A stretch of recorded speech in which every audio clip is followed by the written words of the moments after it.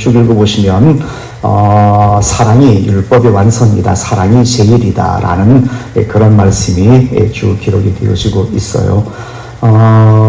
이제 뭐 저희들 나이가 들어서 뭐 사랑하면 좀 식상한 그런 말이 돼버렸는데, 우리나라 말에는 그냥 사랑이에요. 부모님이 자식을 사랑한데도 사랑이고, 자식이 부모님을 사랑한다고 해도 사랑이고, 친구와 친구를 사랑한다고 해도 사랑이고, 우리가 하나님을 사랑한다고 해도 사랑이고, 이 사랑이라는 이 단어가 우리나라 말에는 한 가지밖에 없어요.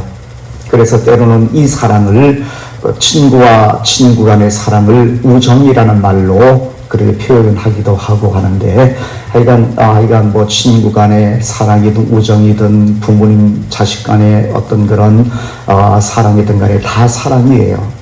그런데 성경, 우리 신약 성경은 헬라어로, 그리스어로 기록이 되어진 그러한 원어상의, 원어는 그리스어로 그렇게 기록이 된 성경인데, 그리스어에는, 헬라어에는 사랑을 각각이 나왔어요. 단어가 달라요. 우리나라 말에는 부모도 사랑이고, 하나님의 관계도 사랑이고, 다 그렇게 사랑이라고 그렇게 표현하고 쓰기도 하는데, 헬라어에는 각기 다른 사랑에 대한 단어가 4가지의 단어가 있어요.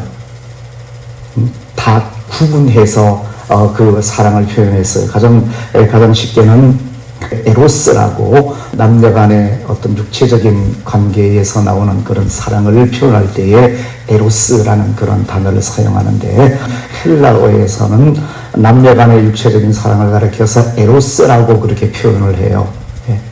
두 번째는 친구와 친구 간의 사랑을 이야기할 때는 필리아라고 그렇게 표현을 해요. 친구와 친구 간의 우정, 그것도 사랑이잖아요. 친구를 사랑할 때의 그 관계를 표현할 때는 필리아라는 그런 단어를 사용하고, 부모님이 자식을 사랑할 때 그 사랑에 대한 단어를 쓸 때는 스톨게라고 그렇게 단어를 구분해서 써요.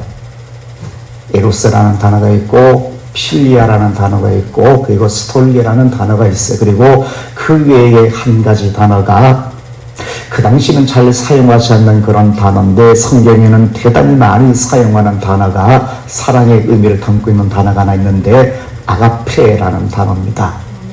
아가페라는 단어에 하나님이 우리를 사랑하셨다라고 말할 때에 성경에서는 여지없이 아가페라는 단어를 사용해서 기록하고 있어요. 부모와 자식 간의 사랑이나 아니면 친구 간의 우정도 상당히 깊어요. 때로는 내 목숨도 버릴 수 있는 그런 정도의 깊이 있는 사랑이, 우리 인간적인 사랑도 그런 사랑이에요. 그리고 하나님의 사랑과 제일 가까운 사랑이 있다면 부모와 자식 간의 사랑들, 부모들은 자식을 위해서 생명 내놓습니다. 때로는 안 내놓는 사람도 있습니다만, 내놓는 그런 부모들도 꽤 많아요. 내 생명을 내 자식을 위해서, 아니면 반대로 자식이 부모님을 위해서 자기의 생명까지 내놓는 그 사랑의 모습을 보일 때가 있어요. 그래서 어쩌면 이 스톨게라는 이 사랑이, 이 부모와 자식 간의 사랑이 가장 아가페라는 하나님의 사랑에 가까운 그런 사랑이기는 합니다만, 우정도, 친구 간의 우정이 깊으면 때로는 그런 희생도 감수하는 그러한 모습도 없지 않아 있는 것이 친구 간의 우정, 필리아라는 그런 사랑의 한 모습이기는 합니다만, 그런데 이 모든 것에는 단점이 하나 있어요. 조건이 있어야 돼요. 필리아라는 이 사랑도요, 무조건 다 우정을 나누는 사람이 아니에요.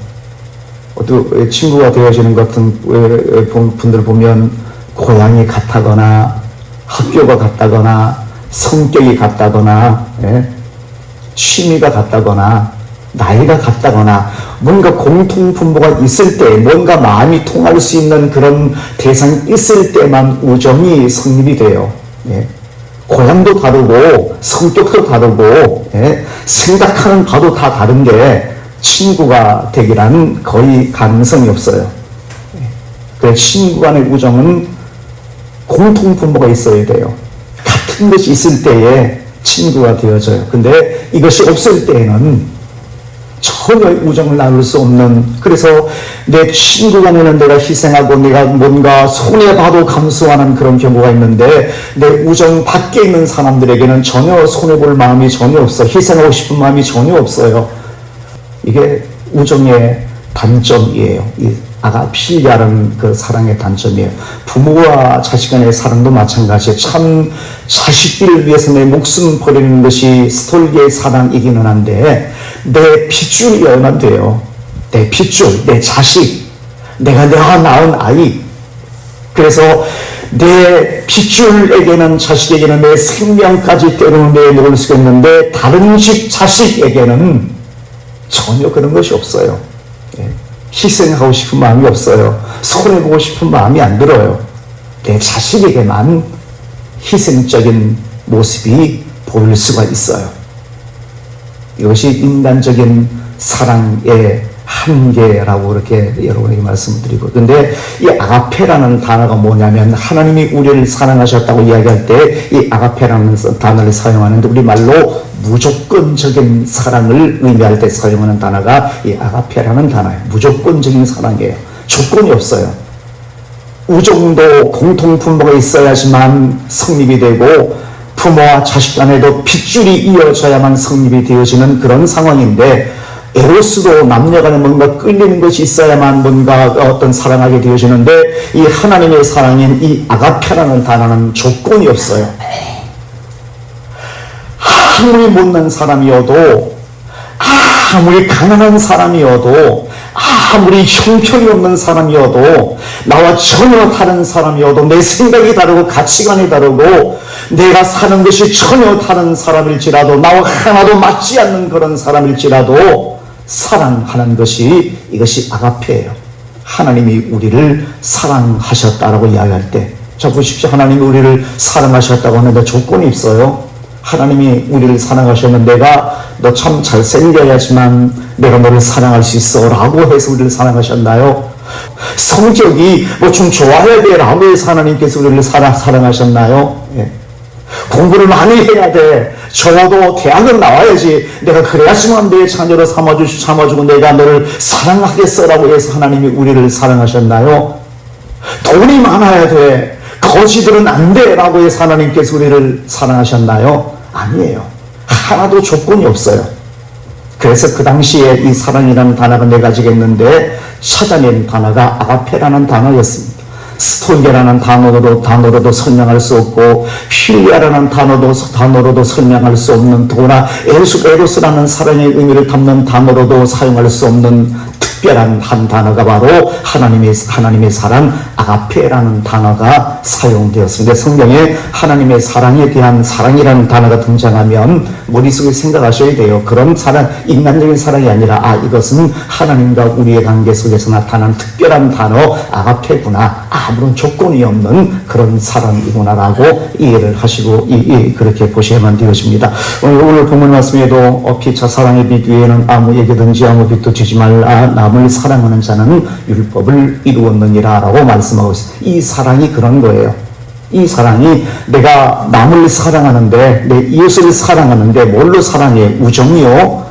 뭐 고향이 같기 때문에, 한 동네에 살기 때문에 사랑하라는 그런 말씀이 아니잖아요. 부모와 자식 간의 관계이기 때문에 사랑하라는 얘기가 아니라 아가페라는, 하나님이 우리에게 보여주신 그 사랑을 내가 받아서 나도 아가페적인 사랑을 내 이웃들에게 하고 삶을 살아라. 아무런 조건이 없는 거예요.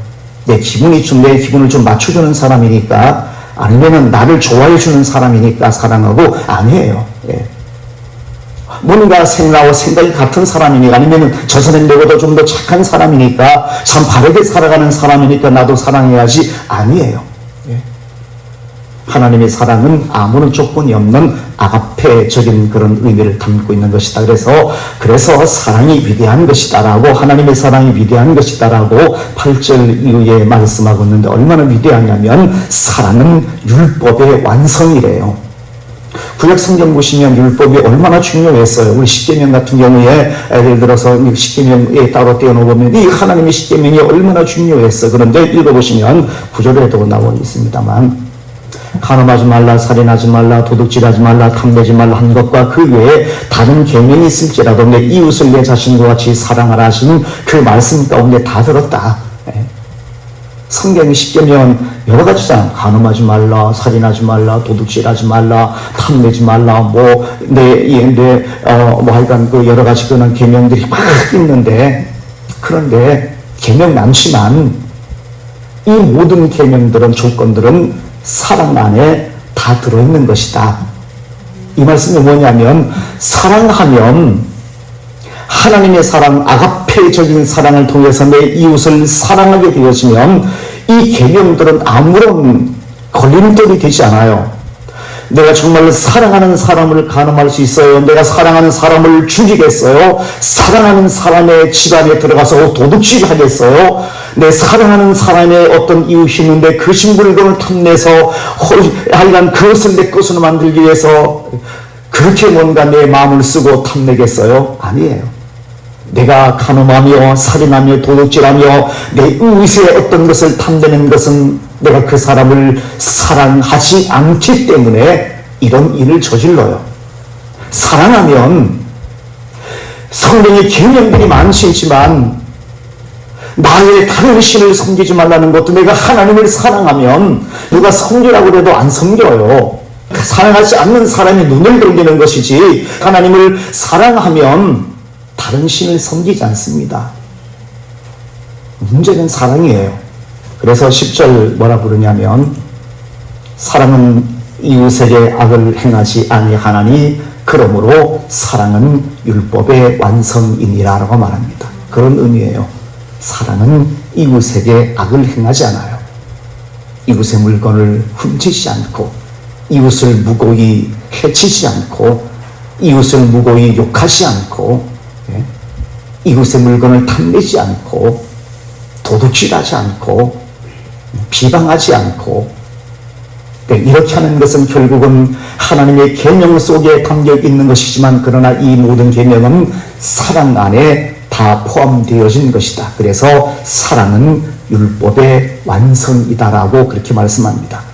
구약 성경 속에 있는 계명들을 이거 지켜야지, 예를 10계명 안식일을 지켜야지, 주일날 예배를 드려야지, 하나님만을 섬겨야지, 하나님의 이름을 망령되이 일컫지 말아야지, 내 이웃의 물건 훔치지 말아야지, 이웃을 미워하지 말아야지라고 생각할 필요가 없어요. 왜냐하면 사랑을 하면 생각 안 해도 그건 저절로 다 되는 거예요.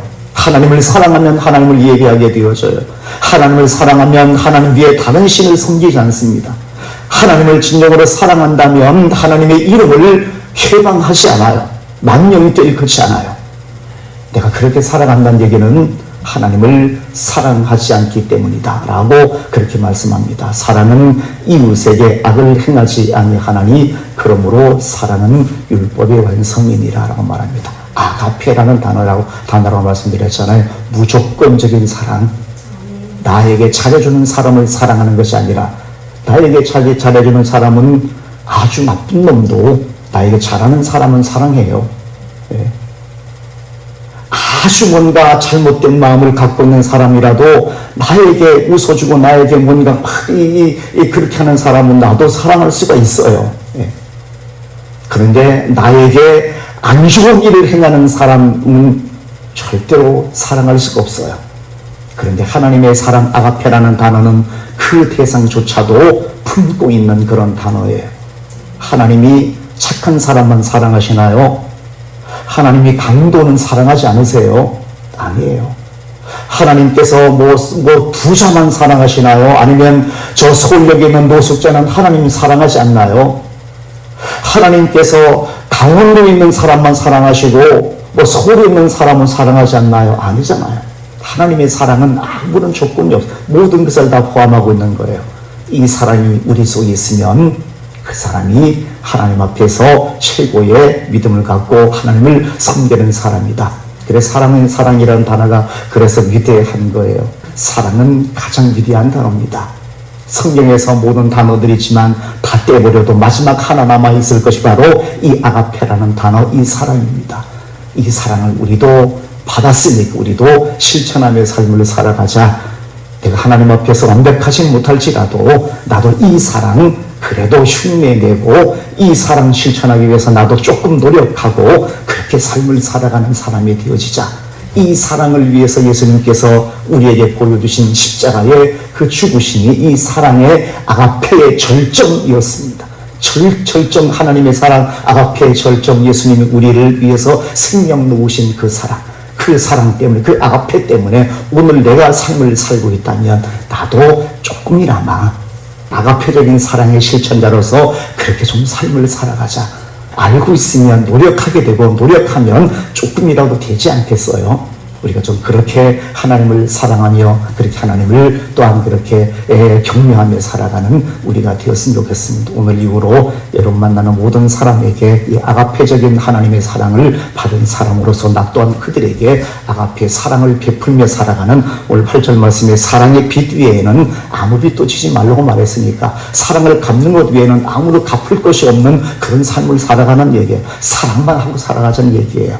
여러분의 삶이 하나님의 사랑으로 가득 차서 하나님 앞에 영광이 되어지는 그런 좋은 믿음의 사람 다 되시기를 주님의 이름으로 축원을 드립니다. 기도하겠습니다. 하나님, 오늘도 주님의 귀한 말씀 주신 것 감사합니다. 우리가 하나님의 사랑을 입은 사람입니다. 하나님이 우리를 얼마나 사랑하셨냐면 불쌍히 예수님을 십자가에 달려 죽이시기까지 우리를 사랑하셨습니다. 그 사랑이 아가페라는 그런 단어, 그 사랑이었습니다. 우리가 아가페의 사랑을 받은 사람이기 때문에 우리 또한 삶을 살아가면서 아가페의 사랑의 실천자로서 살아가는 우리가 되게 하여 주옵소서. 나에게 잘해주는 사랑을, 나의 사람을 사랑하는 것은 아가페의 사랑이 아닙니다. 나에게 웃어주는 사람만 사랑하는 것, 그건 아가페의 사랑이 아닙니다. 아버지 하나님, 하나님께서 우리에게 주신 그 아가페적인 사랑은 아무런 조건이 없습니다. 그 사람이 나에게 해를 끼치는 사람이든 그 사람이 가난한 사람이든 나와 전혀 성격이 다른 사람이든 간에 아무런 의미가 없습니다. 그냥 그렇게 하나님이 우리를 사랑하시고 우리에게 보여주신 사랑입니다. 그리고 그 사랑이 바로 십자가상에서 우리를 위해서 달려 죽으신 주님의 사랑이었습니다. 내가 잘났기 때문에 예수님이 죽으신 것이 아니라 내가 마음에 비었기 때문에, 내가 똑똑하기 때문에, 내가 의롭기 때문에 나를 위해서 죽으신 것이 아니라 죄인 중에 죄인이었던 나를 위해서 그렇게 사랑을 보여주셨습니다. 그렇다면 우리도 아가페 사랑의 실천자로 살아갈 수 있는 믿음의 자녀 되게 하여 주옵소서. 감사를 드리오며 예수님 이름으로 기도하옵나이다. 아멘.